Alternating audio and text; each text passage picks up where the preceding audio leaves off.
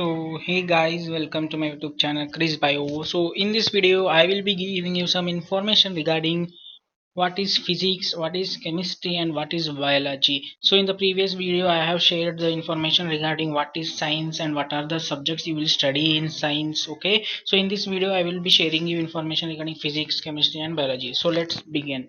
So physics, what is physics? Physics is nothing but the study of nature and natural phenomena that is occurring in the nature. Okay, so physics is nothing but the study of nature.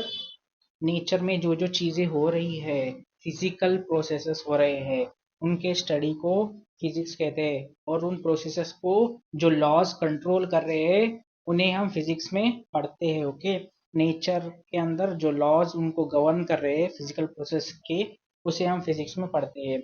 और physics क्या है? Study of earth, planets की study को भी physics कहते हैं। Physics के अंदर हम और क्या क्या करते हैं? ऑब्जेक्ट्स के बारे में बिहेवियर, उनके बिहेवियर को समझते हैं। Okay, we will be discussing about the different different behaviour of the object, different properties of the objects, and we will study current and about magnetic properties, magnetism, electric properties, electromagnetism, all we will be studying in physics. Okay, so and also we will study the properties of solids, fluids, thermodynamic processes, all that we study in physics. So I will be giving you information. So let's suppose a body. In physics a body means anything, a object. Okay, तो physics में एक कोई भी body होता है मतलब एक object होता है। अगर वो ऑब्जेक्ट रुका हुआ है मतलब वो रेस्ट में है। ओके, अगर वो ऑब्जेक्ट चलते जा रहा है मतलब he is or she is the object is moving, then how the object is moving, what is the cause behind the object is moving, all that we will be studying in physics. Okay, so if the object is it in rest, then why it is in rest? So what is the force that is acting on the object when it is rest?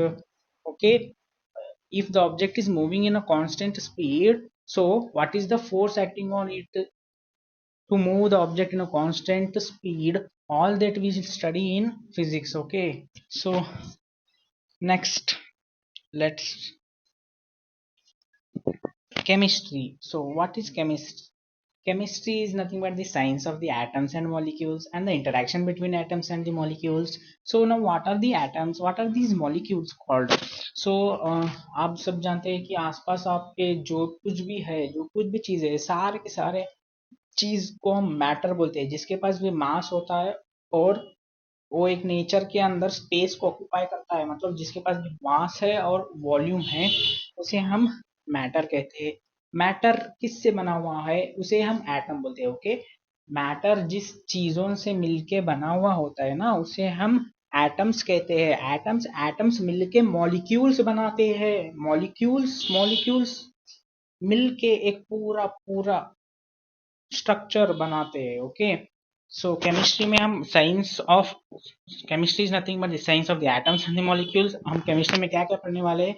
Science atoms के बारे में पढ़ने वाले, molecules के बारे में पढ़ने वाले, एटम्स और मॉलिक्यूल्स के अंदर जो फोर्स ऑफ अट्रैक्शंस चलते हुए, इंटरैक्शंस चलते हैं, उनके बारे में पढ़ने वाले हैं। और हम क्या पढ़ने वाले हैं केमिस्ट्री के अंदर? लिक्विड सोल्यूशन, गैसेस के बारे में पढ़ते हैं। ओके, एलिमेंट्स के बारे में पढ़ते हैं। केमिस्ट्री में एलिमेंट्स के बारे में पढ़ते हैं, उनके पीरियोडिक प्रॉपर्टीज के बारे में पढ़ते हैं। एलिमेंट्स के अंदर एक स्पेशली जो कार्बन का एलिमेंट जो है, कार्बन वो हाईली कैटिनेशन प्रॉपर्टी शो करता है, उसकी एक अलग ही ब्रांच है केमिस्ट्री के अंदर, ऑर्गेनिक केमिस्ट्री बोल के, उसके बारे में हम पढ़ते हैं। ओके, और जो एलिमेंट्स को प्यूरिफाई कैसे करते हैं अर्थ क्रस्ट से, उसके बारे में हम पढ़ते हैं केमिस्ट्री के अंदर। और एक अर्थ क्रस्ट से निकालने के बाद उस एलिमेंट का कॉम्पोजिशन क्या क्या है, उसके अंदर कितना परसेंट कौन सा एलिमेंट कितना परसेंट है, उसके बारे में हम स्टडी करते हैं केमिस्ट्री के बारे में। ओके, तो ये सब चीजें केमिस्ट्री के अंदर आती है। और केमिस्ट्री के अंदर 3 पार्ट्स है। ओके, मतलब 3 सब्जेक्ट्स अलग 3 पार्ट्स में डिवाइड है chemistry: organic chemistry, physical chemistry and inorganic chemistry.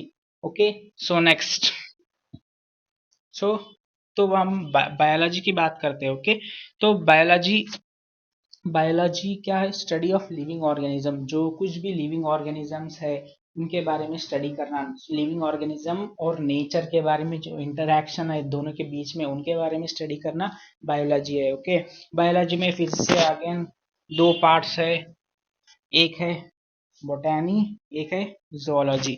Okay, botany क्या है और जोलॉजी क्या है? बोटैनी है स्टडी ऑफ प्लांट्स के बारे में, प्लांट्स के बारे में, प्लांट्स से रिलेटेड जो कुछ भी स्टडी करते हैं हम। ओके, प्लांट्स का इंटरेक्शन, प्लांट्स का अर्थ में इंटरेक्शन मतलब प्लांट्स और नेचर के बीच में जो जो इंटरेक्शन है, प्लांट्स के बारे में स्टडी करना, उसको हम बॉटनी कहते हैं। Okay, botany is the branch of biology which deals with the study of the plants. Okay, interaction in the plants. Okay, और प्लांट्स के बारे में, प्लांट्स के स्ट्रक्चर के बारे में, प्लांट्स के फंक्शंस के बारे में, प्लांट्स के अंदर जो जो प्रोसेसेस होते हैं, फिजियोलॉजिकल प्रोसेसेस, मॉर्फोलॉजिकल प्रोसेसेस, सारे सारे प्रोसेसेस के बारे में पढ़ने के लिए हम बॉटनी प्रीफर करते हैं। Okay, next zoology. जोलॉजी के अंदर हम क्या करते हैं? स्टडी ऑफ एनिमल्स, एनिमल्स के बारे में स्टडी करते हैं हम जोलॉजी के अंदर। Okay, study of interaction between the animals, animals के बारे में स्टडी करते हैं, एनिमल्स का स्ट्रक्चर, एनिमल का शरीर किस चीज से बना हुआ होता है। ओके, सो व्हाट इज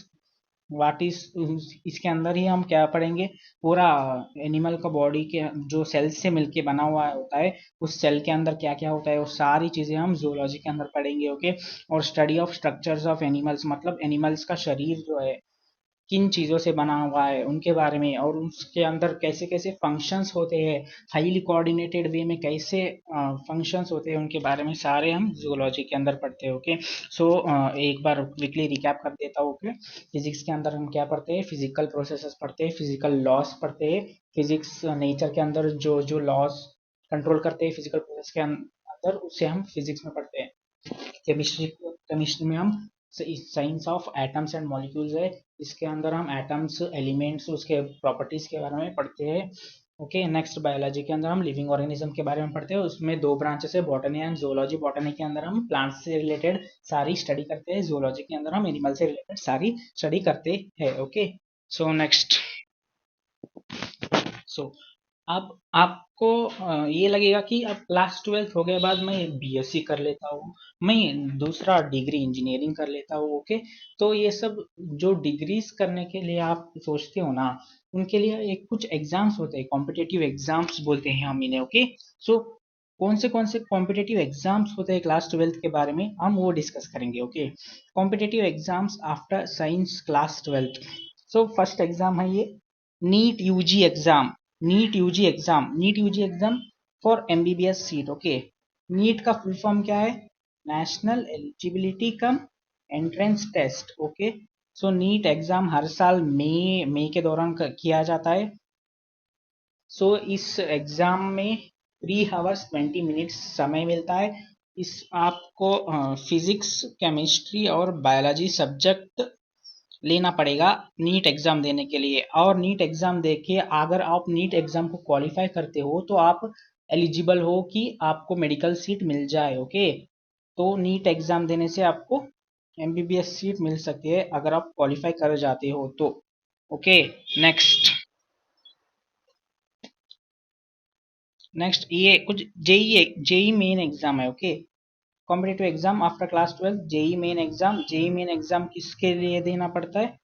आप अगर आप बीटेक, पीई कोर्सेस, आईआईटी में, एनआईटी में जाना चाहते हो, इंजीनियर मतलब टेक्नोलॉजिकल कोर्सेस के अंदर जाना चाहते हो, आईटी कोर्सेस के अंदर जाना चाहते हो, तो जेई मेंस एग्जाम्स होता है। ओके, जेई मेंस, अगर आप जेई मेंस क्वालिफाई करते हो तो आप आईआईटीज और एनआईटीज के लिए क्वालिफाई हो सकते हो। ओके, और जेई मेंस के बाद जेई एडवांस भी रहता है। ओके, जेई एडवांस भी रहता है, जेई मेंस के बाद जेई एडवांस रहता है। अगर आप जेई मेंस और एडवांस दोनों ही क्वालिफाई कर देते हो तो आप आईआईटी के अंदर एडमिशन के लिए एलिजिबल हो सकते हो अगर आप क्वालिफाई करते हो तो।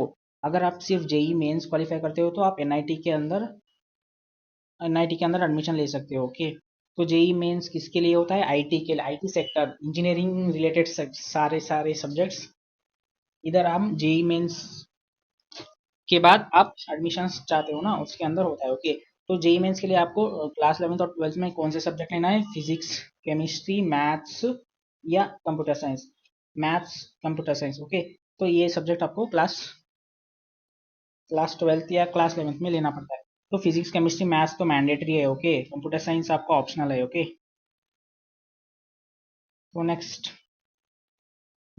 Competitive exam after class 12, CUET exams होते हैं। CUET exams common university entrance test होता है, ओके। ये अलग अलग वेरियस ग्रेजुएशन कोर्सेस के एडमिशन के लिए ये एग्जाम्स कराया जाता है all over the India, okay.